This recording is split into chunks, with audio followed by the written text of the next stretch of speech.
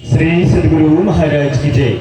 एक बार जोरदार स्वर में हम सभी सदगुरु महाराज की जय बोले, क्योंकि रह रहकर आप लोग चुपचाप शांत हो जाते हैं। इसलिए श्री सदगुरु महाराज की जय। जी हाँ दिव्य सज्जनों, अब आज के प्रतिपाद्य विषयों को लेकर हमारे बीच मंच पर मंचासीन है पूज्य जगन्नाथ स्वामी जी महाराज। जगन्नाथ स्वामी जी महाराज के संदर्भ में चंद पंक्तियां लिखी है यहीं के विद्युत समाज के गौरव परम श्रद्धेय श्री गणेश पासवान जी। उनकी ही वाणी आप सबों के सामने वाचन करना चाहूंगा। तद संसारी सुख सुविधाओं को आ गए स्वामी पूर्ण चेतन के साथ। तद संसारी सुख सुविधाओं को आ गए स्वामी पूर्ण चेतन के साथ। बाबा की कृपा बरस रही है तेरे ऊपर बाबा जगन्नाथ, तेरे ऊपर बाबा जगन्नाथ। ऐसे साधु की सेवा में गौरव और पुण्य बढ़ाना है। ऐसे साधु की सेवा में गौरव और पुण्य बढ़ाना है। संस्कृति संताप का अंत हो शीघ्र, गुरुवर का साथ निभाना है, गुरुवर का साथ निभाना है। गणेश बड़ा गमगीन है, माया का बना गुलाम, तुझ पर फक्र हम सबको है। गुरुवर का तू शिष्य महान, गुरुवर का तू शिष्य महान। तुझ पर फक्र हम सबको है, गुरुवर का तू शिष्य महान, गुरुवर का तू शिष्य महान। हे स्वामी जी, हमसे भजन आपकी ओजस्वी पीयूष वाणी पासु हैं। हम समस्त भक्तजनों को सत्संग सुधा का पान करा कृतार्थ करना चाहेंगे। पूज्यपाद स्वामी श्री जगन्नाथ जी महाराज एक बार पुनः अपने अंतर्मन को पवित्र कर लें और इस विराट ज्ञान में अपनी जबरदस्त उपस्थिति को दर्ज करें। श्री सदगुरु महाराज की जय।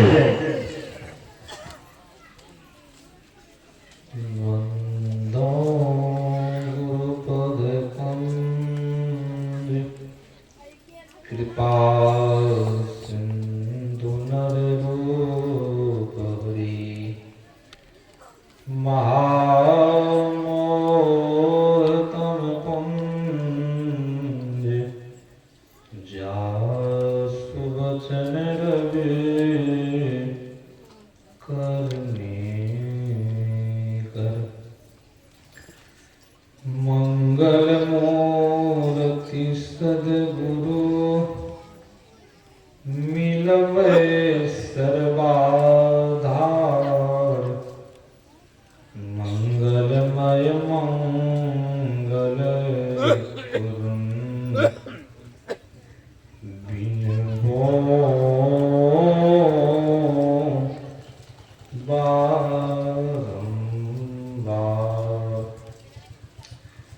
मेरा मुझ में कुछ नहीं, जो कुछ है प्रभु तो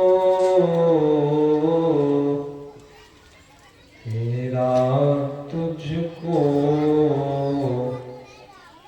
सौंपता। क्या लागत प्रेम। श्री सदगुरु महाराज की जय। परमाराध्य आराध्य जी की श्री जुगल चरणों में कोटि नमन।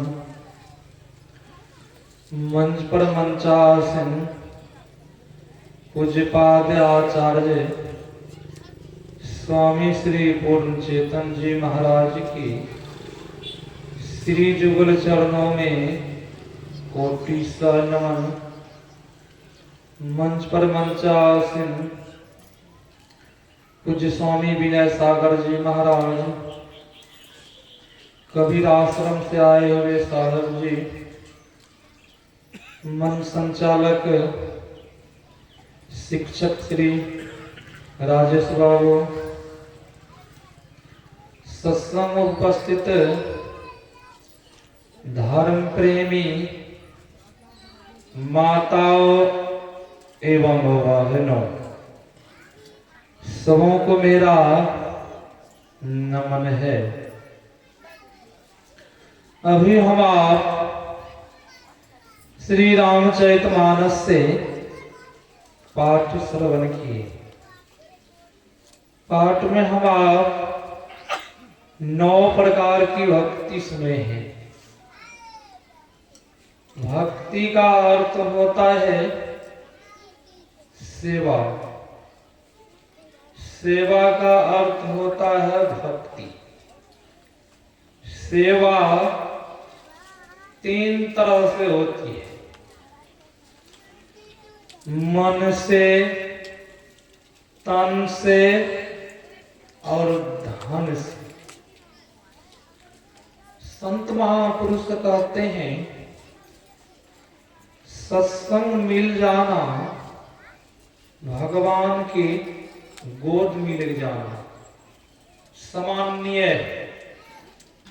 उस सत्संग में आकर के कोई शोरगोल करते हैं, बातचीत करते हैं, कोई सोते हैं, बगल वाले उनको नहीं जगा रहे हैं, तो संत महापुरुष कहते हैं, ऋषि भगवंत कहते हैं, जो सो रहे हैं वह तो अजगर बनेगा, जो नहीं बगल में जगा रहे हैं, बगल में से बहुत है नहीं जगाते हैं, वह सपेरिया बनता है।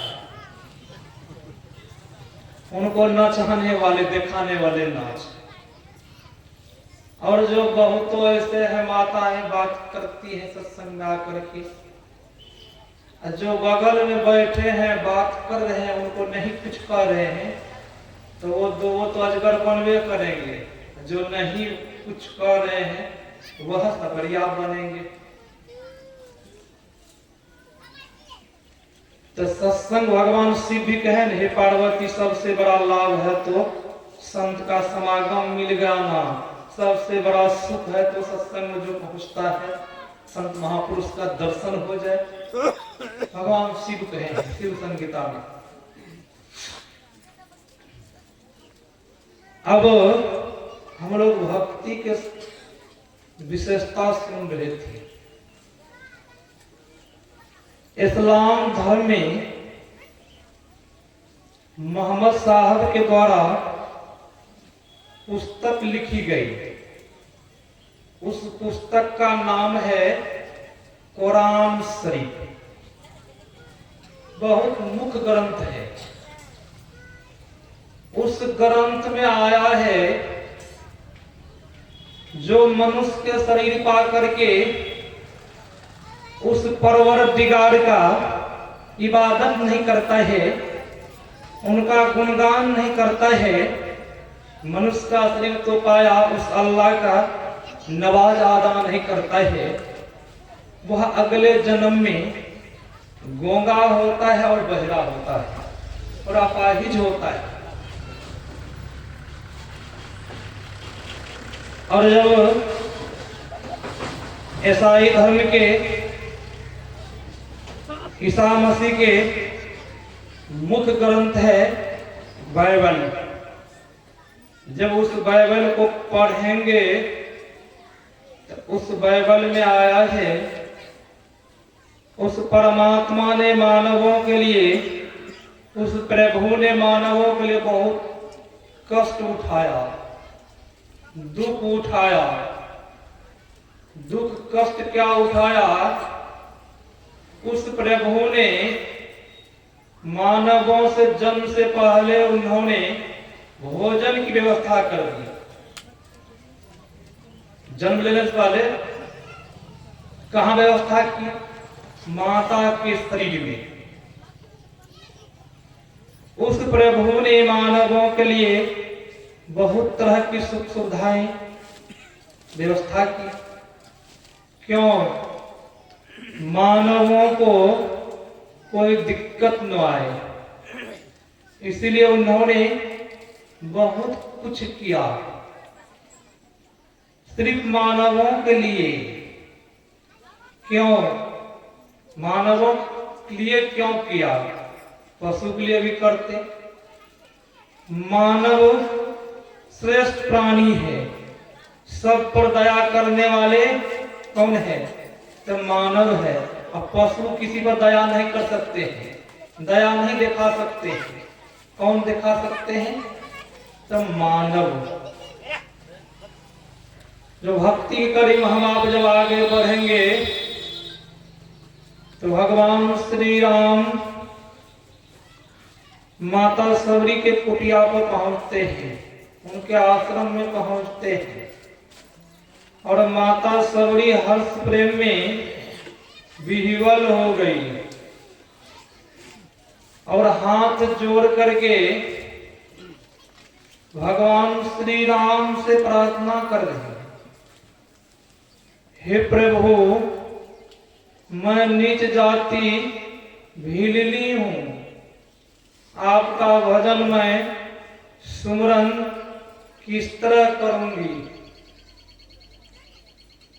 हम लोगों के सामने जब श्री राम आ जाए तो हम लोग पता नहीं क्या क्या मांग लेंगे, कि संसार के सब पदार्थ को मांग लेंगे, बहुत तरह की कामना इच्छाएं। माता सबरी कह रही है, प्रभु, जब आप मुझे देने के लिए चाहते हैं तो आप मुझे भक्ति दीजिए। कह रहे हैं, कई पाठ में सुना कि विधि स्तुति करहूं तुम्हारी, यधम जाति में जरमति भारी। यध में ते यध में यति नारी, तीन मैं मती मंद अघारी। कह रघुपति सुनो भामीन बाता, माने हूँ एक भगति करनाता।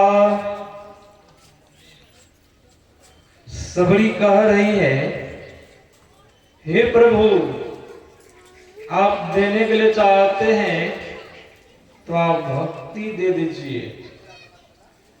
आपकी स्तुति प्रार्थना मैं किस तरह करूं, गुणगान किस तरह करूं। अब भगवान श्री राम कह रहे हैं, कह रघुपति सुनो भामिनी बाता, हे सुंदरी सुनो। कह रहे माता सबरी से कह रहे, हे सबरी सुनो, जब भक्ति मांग रही है तो मैं कह रहा हूं। प्रथम भक्ति संतन कर संगा, दूसरी रति मने कथा प्रसंगा। भगवान श्री राम ने क्या कहा? क्या कहा भगवान श्री राम ने? प्रथम भक्ति मंदिर कर जाना, हरिद्वार करी जाना, बद्रीनाथ कर जाना। क्या कहा? संतन कर संग, संतों का संग करना प्रथम भक्ति है। यहां बात आ जाएगी, महाराज मैं तो संतन का संग नित्यम संतन के संग में रहता हूं, संत के सानिध्य में रहता हूं, कि यहां बात ये भी आ जाएगी, मैं तो संत के सानिध्य में रहता हूं, संतन के संग में रहता हूं। फिर यहाँ गोस्वामी जी महाराज की पंक्ति है यहीं पर, मन तो फिरे संसार में तन साधुन के संग, तुलसी यही वियोग ते नहीं लागा हरि रंग। क्या कहा गया तुलसी साहब ने, तुलसीदास जी ने? तन तो साधुन के संग में है आपका, साधु की सेवा कर रहे हैं, पैर दबा रहे हैं, मन जो है संसार में विचरण कर रहा है, संसार में घूम रहा है, तो सज्जनों को भी हरि रंग लगेगा। नहीं लगा के हरी रंग नहीं लगेगा। क्यों नहीं लगेगा? मन संसार में घूम रहा है। गुरुमा जी कहने के बाद कि तन भी चाहिए, मन भी चाहिए और धन भी चाहिए। जो संत महापुरुष के संग कर लेते हैं, संग करने का मतलब उनके बताए मार्ग पर जो चलते हैं, पंचशील बन करके, वो चाहे घर में रहे या वन में रहे या मठ में रहे या सन्यासी रहे, जो पंच पाप को त्याग दिए हैं, उनके बताए मार्ग पर चल रहे हैं। समझ हुआ? संत का संग करना। यहाँ पंच पाप में से एक पाप जब कर रहे हैं, ये चल रहा है, बहुतों चलता है ये, तो हुआ संग। बहुतों सत्संगी पान जब खाते हैं, संग हुआ करना। क्या पान निशान है? बहुतों कहते पान महाराज पान निशान, कहाँ निशान है? नहीं लेते पान निशान। जो पंचशील बन करके, जो गुरु महाराज जी के बताए मार्ग पर चलते हैं, वही हुआ संत का संग करना। दो शरीर रति मम कथा पर संगा। रति मतलब एकाग्र होकर के, ये नहीं कभी उठ के उधर कभी उठ के उधर सुने। एकाग्र चित्त से जो सत्संग सुनते हैं। भगवान श्री राम कह रहे हैं, मेरी चर्चा में प्रेम, जहां चर्चा कथा हो रही है, सत्संग हो रहा है, वहां जाकर के सुनना क्या है? दूसरी भक्ति है। गुरु पद पंकज सेवा, तीसरी भक्ति अमान, चौथी भक्ति मम गुणगन, करई कपट तजी गान। जो गुरुओं की तन मन से सेवा करते हैं, धन से सेवा करते हैं, माता पिता की सेवा करते हैं, तो वो क्या है? तीसरी भक्ति है। ये नहीं कि माता पिता की सेवा नहीं करते हैं, कहाँ बजनाथ धाम जा रहे हैं, इधर बूढ़ी माता पिता रो रहे हैं। चौथी भक्ति है कपट छोड़ करके गुणगान करना। गुणगान का अर्थ समझ रहे हैं ना? स्तुति करना। स्तुति को गुणगान कहते हैं। प्रार्थना को मांग कहते हैं। उससे हम कुछ मांगते हैं, पहले उसका गान करते हैं, बड़ाई करते हैं। आपको जब बड़ाई करेंगे तो आप खुश होंगे, तब उनसे कुछ मांग करते हैं। प्रेम भक्ति दीजिए गुरु बिनुओं कर जोड़ी। हे प्रभु, आप जब मुझ पर प्रसन्न है तो मुझे संसार के पदार्थ धन नहीं चाहिए। जो भक्त संसार के धन पदार्थ मांगते हैं, वह भक्त कभी सुखी नहीं हो सकते। चौथा भक्ति है कपट छोड़ करके, किसी प्रकार के अंदर में कपट नहीं हो, छह विकार नहीं हो, पंचशील बन करके एकाग्र चित्त से जो गुणगान करते हैं, वही है चौथी भक्ति। मंत्र जाप मम तिर विश्वासा, पंचम भजन सो वेद प्रकाश। जो मंत्र हम लोगों को मिला है, मनोयोग पूर्वक जपेंगे, चलते फिरते, उस मंत्र जपने से क्या होता है? तो मन पवित्र हो जाता है। तो पता कैसे लगेगा कि पश्चिमी भक्ति हमसे हो रहा है कि नहीं हो रहा है? जब पता भी लगना चाहिए। जब मन सब विषय से हट जाए, संसार के तरफ से, धन से, संपत्ति से, पुत्र पुत्रियां से, गाड़ी घोड़ा से मन हट जाए, मन एकाग्र हो जाए, परमात्मा के चिंतन करते रहे, संसार के तरफ मन नहीं भागे, मंत्र ही मंत्र जपते रहे, तो सोचिए मन पवित्र हो गया है और पश्चिमी भक्ति हम पारंगत हो गए। जब कहीं मन भाग रहा है, मंत्र भी जप रहे हैं, तो पश्चिमी भक्ति पारंगत अभी नहीं हुई, अभी कसर है। पारंगत तब होंगे जब हम मंत्र ही मंत्र जपते रहेंगे, चलते फिरते। जब मंत्र का सिद्ध हो गया, आपके अंदर शक्ति आ जाएगी, आप किसी के मन के बात जान सकते हैं मंत्र के प्रभाव से। शिव संगीता में 1.25 लाख मंत्र भगवान शिव ने बताया है, और 1.25 लाख मंत्र में से कुछ मंत्र है तांत्रिक ओझा के पास, दैन योगिन के पास, उसी शिव संगीता में से। उसी शिव संगीता में से कुछ मंत्र है पंडितों ब्राह्मणों के पास।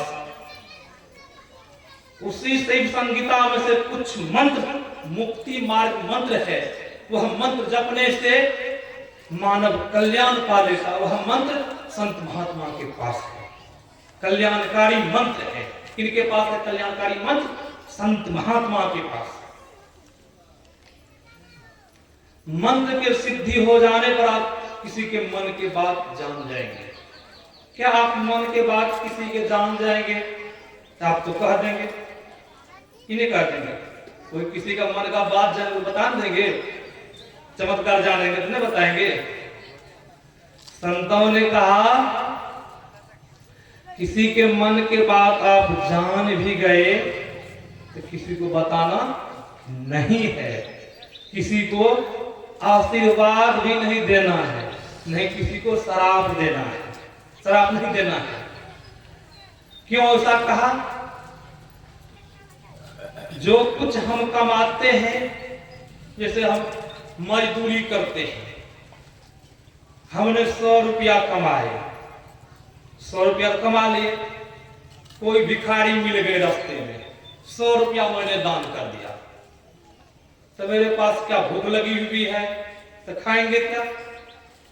मेरे पास तो पैसा नहीं रहा, मैंने मजदूरी किया, मेहनत किया, मालिक ने 100 रुपया दिया, मैंने भिखारी को दान कर दिया। भूख लगी हुई है, जोरों की प्यास लगी हुई है, तो जब भूख लगी हुई है तो फिर अब हाथ फैलाना पड़ेगा उसके पास, तब ना हम खाएंगे, भूख मिटेगी। अब नहीं तो उसके लिए फिर मजदूरी करना होगा। उसी तरह तुलसी अपन खेत है, मनवच कर्म किसान, अपाप पुण्य 2 बीज है, बीजो सो निधान। ये खेत है, इसमें बीज हम डालते हैं, भक्ति रूपी बीज डाले हैं। जो कुछ भक्ति किए हैं, अंदर में शक्ति आ गई है, उसमें से जब हम किसी को दान दे दिए तो शक्ति क्षय हो जाएगी, शक्ति घट जाएगी, तो आप आगे नहीं बढ़ पाएंगे। जब शक्ति बची रहेगी तो आप आगे बढ़ेंगे। अब छठा भक्ति में, छठ में शील विरक्ति बहु कर्मा, निरत निरंतर सज्जन धर्म। छठा भक्ति क्या है? छठा भक्ति है इंद्रियों को दमन करना। अब इंद्रियों को दमन कौन करेगा? भगवान श्री कृष्ण ने श्रीमद् भागवत गीता में अर्जुन से कहा था, अर्जुन तुम सब कुछ छोड़ करके मेरे पास आ जाओ। क्या अर्जुन भगवान कृष्ण के पास नहीं रहते थे? रहते थे न, उनके सगे संबंधी मित्र भी थे, अर्जुन का साथ रहते थे।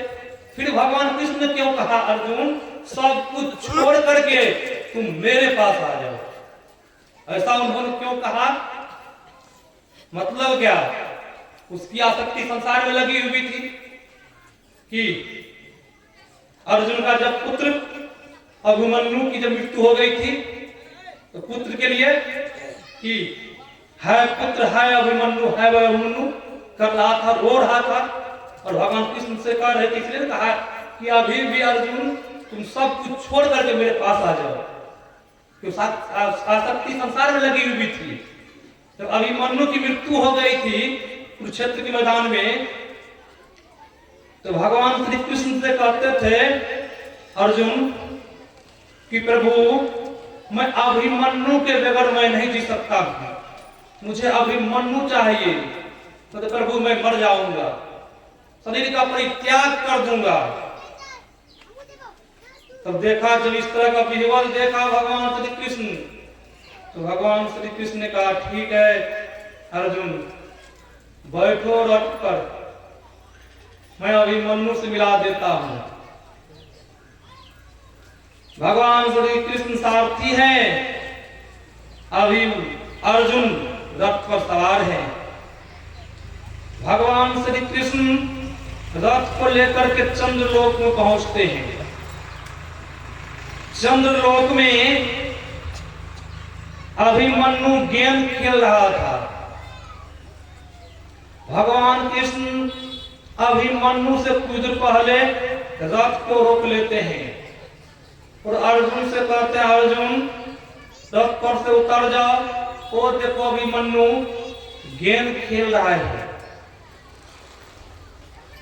अर्जुन को बहुत खुशी हुई, मेरा पुत्र मिल गया। कभी संसार में धन में आसक्ति लगी हुई थी, मेरा पुत्र मिल गया। खुशी के मारे यहां से दौड़े दौड़े अर्जुन अभिमन्यु के पास उस मैदान में पहुंचते हैं। अभिमन्यु गेंद खेल रहे थे। जो ही अर्जुन चाहा है पुत्र पकड़ने के लिए, अभिमन्यु जो गेंद खेल रहा था ऐसा पैर मारा उनको, अर्जुन को, अर्जुन जमीन पर गिर गया। और अभिमन्यु ने कहा अरे महामूर्ख, तुम मेरे पुत्र हजारों बार बना, तुम्हारा पुत्र मैं एक बार बना, तुम मृत्यु लोक से खोजते खोजते चंद्रलोक पहुंच गया, मेरा पुत्र तुम हजारों बार बना, मैं कहां है पुत्र करते गया, मैं कभी खोजने के लिए गया? तुम मेरा एक बार, तुम्हारा मैं एक बार पुत्र बना, तुम चंद्रलोक पहुंच गया, मेरा पुत्र तुम कितने बार बना है? कहने का मतलब क्या? उसकी आसक्ति संसार में थी। इसीलिए भगवान श्री कृष्ण ने कहा अभी भी अर्जुन सब कुछ छोड़ करके मेरे चरण में आ जाओ। उसी तरह चरण में, भगवान के चरण में चले जाने से जीवों का परम कल्याण हो जाता है। जब हम आप सब कुछ छोड़ करके जाएंगे तब न। अभी विनय सागर जी महाराज सुना रहे थे, कभी इधर पूजा कर लेते हैं, कभी उधर पूजा, सगरे पूजा कर लेते हैं। बहुत बड़े बड़े घर में जाते हैं, बहुत तो आज बिहार प्रांत में भी आए हैं, बहुत तो माताएं वो दिखाती बाबा ये गोसाई घर है, कितना देवता है इसमें, बाबा 14 देवान है। कहीं देवता में जब लड़ाई हो जाए तब क्या दुर्दशा होगी? घर में जब लड़ाई होती है तो बगल अगल को छोड़ा भी देते हैं। तो उस 14 देवान जब लड़ाई हो जाए तब क्या दुर्दशाएं होगी डेरा में, आगे में जरा विचार करें। इसलिए संतों ने कहा 100 वर्षा भक्ति करे, एक दिन पूजे यान, 100 अपराधी आत्मा करे 84 खान। अपराधी कौन है? कि मन के बस में हम हो गए कि मन जो कहता है वही कर बैठते हैं। निर्णय करने के समय निर्णय नहीं लेते हैं, जब कोई काम कर लेते हैं तब सिर घूमते हैं, ये काम हमें नहीं करना चाहिए। जब करने के समय निर्णय कर लेते तो शुभ काम नहीं होता। इसीलिए संत महापुरुष कहते हैं, छठा भक्ति में हम लोग सुन रहे थे, इंद्रियों को दमन करना। तो इंद्रियों दमन कैसे होगा?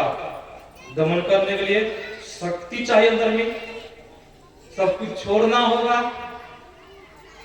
इंद्रियां जो मन कहता है मन को छोड़ना होगा। क्या मन, बहुतों लोग कहता है, भगवान कृष्ण भी कहा था अर्जुन से, अर्जुन ध्यान भी करो और युद्ध भी करो, कर्म भी करो, युद्ध भी करो। तो अर्जुन ने कहा प्रभु मैं तो ध्यान भी करता हूं, कर्म भी करता हूं और युद्ध भी करता हूं, मुझे एक संशय हो रहा है। तो कृष्ण ने कहा क्या संशय हो रहा है अर्जुन को? प्रभु मुझे ये संशय हो रहा है, मैं तो कर्म तो करता हूं, ये चलायमान मन बहुत चंचल है, ये मन बहुत भागते रहता है। प्रभु आप कहते हैं मन वश में हो जाता है, तो मन कैसे वश में होता है? जब मन वश में होगा तभी हम आप लोग इंद्रियों को दमन कर सकते हैं। मन होगा वश में तब छठी भक्ति हम कर सकते हैं। भगवान श्री कृष्ण ने कहा अर्जुन मन होता है वश में। तो अर्जुन कहता है प्रभु मन वश में नहीं होता है, मन को वश करना और हवा को रोकना। हवा जो चलती है उस हवा को कोई चाहे रोक दे हम दीवार से, क्या हवा रुक जाएगी? मोटा से मोटा हम दीवार दे दे, हवा कभी रुकेगी? दीवार को भी गिरा सकते हैं। वही अर्जुन कह रहे प्रभु आपने तो कहते हैं मन वश में होता है, कि तो मुझसे मन वश में नहीं हो रहा है। हवा को रोकना, मन वश करना समान है। कोई चाहे समुद्र को रोकने के लिए समुद्र को रोक दे, रुकेगा प्रभु कभी? समुद्र कभी नहीं रोक सकता है। उसी प्रकार ये मन मुझे बुझा रहा है, मन कभी नहीं रुक सकता है, ये तो चंचल चलायमान है। भगवान श्री कृष्ण ने कहा अर्जुन तुम ठीक ही कहते हो। यहाँ क्या किए? उनका सपोर्ट कर दिए है ना, ठीक है कह रहे हो अर्जुन। सुनो अर्जुन, मन को योगी, ऋषि, सन्यासी बस में कर लेता है। अर्जुन को बड़ा आश्चर्य हुआ, क्या प्रभु हमसे नहीं हो पाएगा बस में? योगी सन्यासी का बड़ाई कर रहे हैं, अब किसी के सामना किसी को बड़ाई करें तो होगा थोड़ा सा कि हम इनके सगे मित्र हैं, सगे संबंधी हैं। भगवान कृष्ण योगी की बड़ाई कर रहे हैं, सन्यासी की बड़ाई कर रहे हैं, मन बस में कर लेते हैं। क्या प्रभु हमसे नहीं होने वाला बस में यह मन, चलायमान मन? तो श्री कृष्ण ने कहा हाँ मन बस में होने वाला है। तो प्रभु क्या उपाय है? बोला उपाय है यह मन जो है चलायमान चंचल मन, यह वश में होगा वैराग और अभ्यास के द्वारा। किनके द्वारा? वैराग।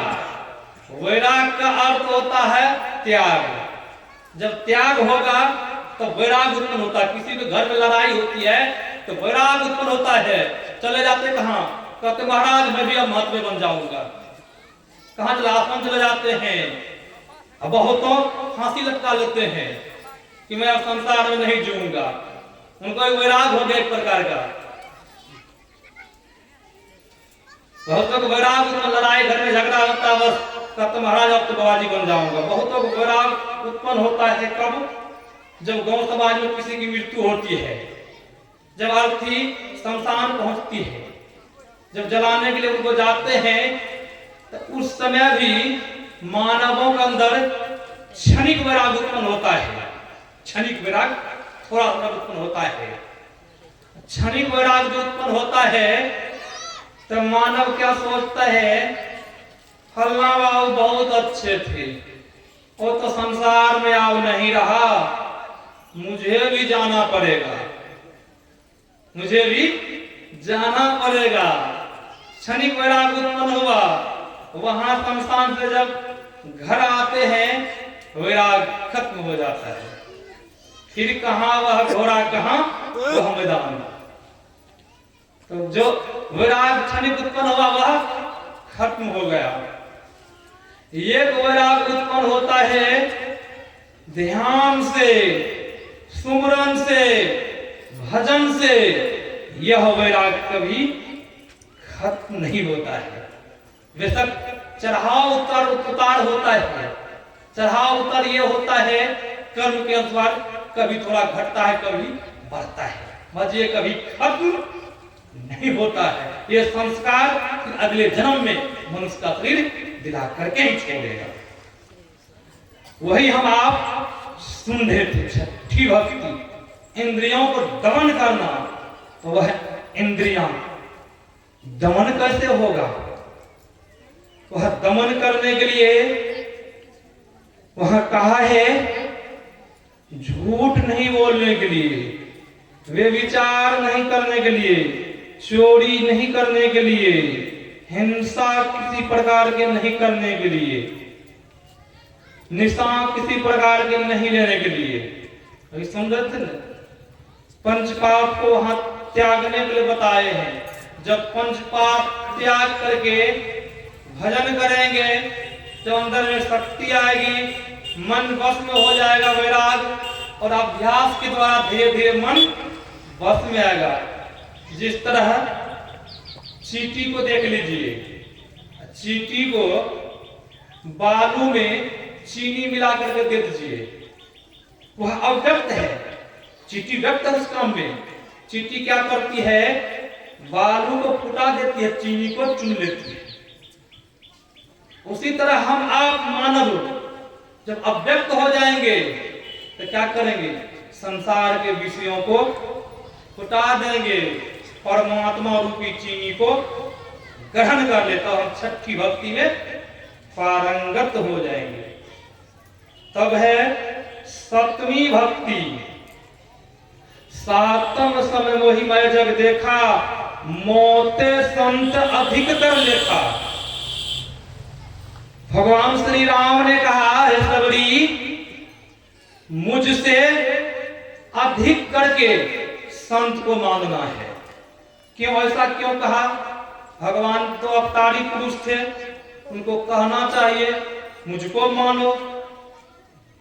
इसलिए वहां संतों का विशेषता दिए हैं कि भगवान श्री राम आते हैं, उनको कोई नहीं जानते हैं। गुरु को, परमात्मा ईश्वर कोई नहीं जानते हैं। जनाने वाले कौन होते हैं? गुरु होते हैं। और भगवान शिव भी कहे हैं, गुरु रे ब्रह्मा गुरु रे विष्णु।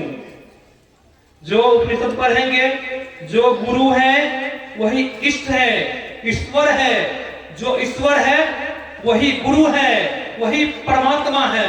जो शिष्य, जो भक्त उसमें अंतर मानते हैं। बहुत तो ऐसे अंतर मानने वाले गुरु महाराज जी तो गुरु महाराज जी है। एक महात्मा जी को संशय हो गया था, गुरु महाराज जी के समकालीन में संत मत के महात्मा थे। उस महात्मा के यहाँ एक प्रचारक आ गए। जिस तरह शिक्षक राजेश बाबू है, प्रचारक है, प्रचार करते हैं, उसी तरह उनके यहाँ नवरात्रि के अवसर पर उस महात्मा जी के यहाँ वह प्रचारक पहुंच गए। तो वह प्रचारक कहते हैं महात्मा जी से, सन्यासी वेश में थे। महात्मा जी से कहते हैं, महात्मा जी चलिए ना, कुप्पा घाट आश्रम गुरु महाराज जी के दर्शन के लिए जा रहे हैं, आप भी चलिए। तो महात्मा जी कहते हैं मैं नवरात्रि व्रत कर रहा हूं, दुर्गा जी का पूजा कर रहा हूं। तो प्रचारक को बड़ा आश्चर्य हुआ कि अरे सन्यासी महात्मा है, ये दुर्गा जी के पूजा, काली की पूजा करते हैं। अरे महाराज आप दुर्गा जी के पूजा करते हैं? तो महात्मा ने कहा दुर्गा जी तो दुर्गा जी है, महर्षि बाबा तो महर्षि बाबा है। उस प्रचारक को बड़ा आश्चर्य हुआ। वह प्रचारक कुप्पा घाट भागलपुर गए, गुरु महाराज जी के दर्शन करके आ गए। नवरात्रि खत्म होने पर पुनः महात्मा जी भी सोचते हैं गुरु महाराज जी के दर्शन करना चाहिए। महात्मा जी भी आश्रम कुप्पा घाट पहुंच गए। गुरु महाराज जी मौज में आकर के कहते हैं कि अच्छा थी गुरु महाराज जी वो अपनी भाषा में बोले। तो महात्मा जी अपना नाम बताते हैं। गुरु महाराज जी पूछते आप कौन, तो अपना नाम बताते हैं और गुरु महाराज जी कहते हैं मैं ही बाबा तो मैं ही बाबा है, दुर्गा मैं तो दुर्गा मैं है। श्री सदगुरु महाराज की जय। बड़ा आश्चर्य लगा महात्मा जी को। महात्मा जी चरण पर गिर गए। महाराज हमसे बहुत बड़ी भूल हुई, हमसे बहुत बड़ी गलती हुई, मुझे क्षमा कर दीजिए। तो गुरु जो होते हैं क्षमाकारी होते हैं, क्षमा कर देते हैं। इसलिए संतों ने, भगवान श्री राम ने कहा हे सबरी मुझसे बढ़ करके इस संसार में है तो कौन है, संत है। मुझसे अधिक करके संत को मानना है। सबरी को एहसास हो गया आठम जथा लाभ संतोषा सब नहीं देखिए पर दोषा। आठवीं भक्ति क्या है, संतोष करना। जो परमात्मा दिए हैं बहुत है, ये नहीं और चाहिए और चाहिए। और करते करते में क्या होगा, एक दिन मृत्यु हो जाएगी, घंटी बज जाएगी, करते रह जाएंगे। और कि जो ईश्वर दिया बहुत दिया। जब संतुष्ट होकर के, सबसे बड़ा सुख है इस संसार में तो क्या है, उपनिषद में आया है नाद से बढ़कर के कोई मंत्र नहीं है। नाद से बढ़कर के कोई मंत्र इस संसार में नहीं है। अपनी आत्मा से बढ़कर के कोई देवता नहीं है। जिस आत्मा को हम आप कष्ट देते हैं, छठ पूजा के अवसर पर उपास करते हैं, बहुतों की मृत्यु हो जाती है कि बहुत मृत्यु हो जाती है पूजा पाठ करने में। क्या करते, विधान ऐसे बनाया था, वही कह रहे उपनिषदकार कह रहे हैं, ग्रंथकार आए है आत्मा से बढ़कर कोई देवता नहीं है। ब्रह्म के अनुसंधि अन्वेषण व खोज से बढ़ के कोई पूजा संसार में नहीं है। तृप्ति से बढ़ के संसार में सुख कहीं नहीं है। जिनको संतोष है, धन संपत्ति नहीं भी है, जो संतोष है उनसे सुखी संसार में कोई राजा महाराजा नहीं है। संत महात्मा के पास कुछ नहीं है फिर भी संतुष्ट रहते हैं। उनसे बड़ा कोई सुखी है संसार में। उनके चरण में मुकेश अंबानी आते हैं आशीर्वाद लेने के लिए, अनिल अंबानी, बड़े बड़े जो बिरला टाटा है। संत महापुरुष के पास तो कुछ नहीं है, फिर भी क्यों, महाराज आशीर्वाद दीजिए, महाराज आशीर्वाद दीजिए। ऐसा क्यों? संतों ने वह धन कमाया है जो धन कभी नाश नहीं होता है। जो धन हम आप कमाते हैं ये धन नाश हो जाएगा। ये धन हम संसार में, संसार के लेकर के नहीं जा सकते हैं सिर पर बोझ करके। किसी की मृत्यु होती है, देते हैं धन संपत्ति को लाद देते हैं, नहीं लादते हैं। बहुत सब उनके नाम पर पैसा लुटा देते हैं। क्या पैसा लुटाने शांति मिल जाएगी? जो कर्म किया है, शुभ अशुभ भक्ति की है, तब तो उसको शांति मिलेगी। जो भक्ति नहीं की है उसको शांति कभी नहीं मिल सकती।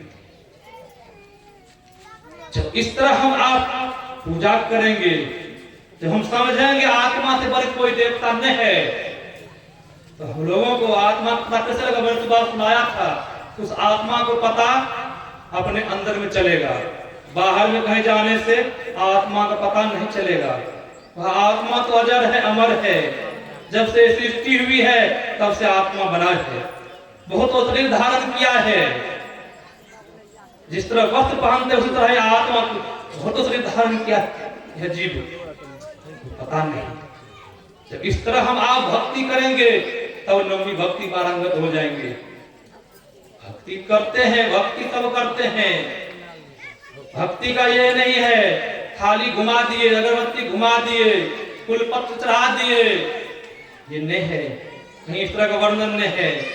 जो अपना आप को समर्पण कर दिए हैं वही असली भक्ति है। अपना आप को समर्पण करे हम, जो सब कुछ त्याग करके गुरु के चरण में आ गए हैं, वही असली भक्ति है। ये गंगा नहाने से, पैसा चढ़ा देने से, फूल पत्र चढ़ा देने से ये भक्ति नहीं हो गई। भक्ति का तो वो है जो अपना आप समर्पण कर दिए।